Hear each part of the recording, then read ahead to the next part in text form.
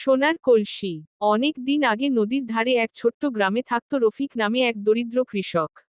তার সংসার ছিল খুবই কষ্টে, এক টুকরো জমি, একটি ছোট ঘর, আর বউ আর দুই সন্তান।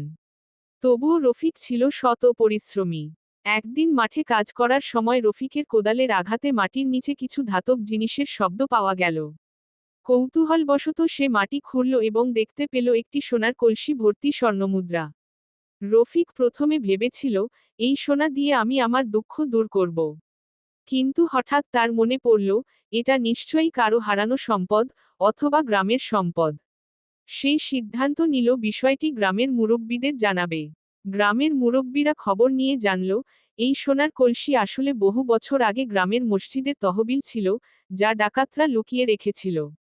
রফিকের সততায় মুগ্ধ হয়ে গ্রামবাসী তাকে অনেক জমি, গরু, এবং সবার সম্মান দিল।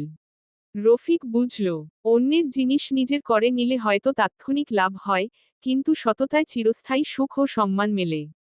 শিক্ষা: সততা ও ন্যায়ের পথে চললে জীবনে সত্যিকারের সফলতা ও সম্মান পাওয়া যায়।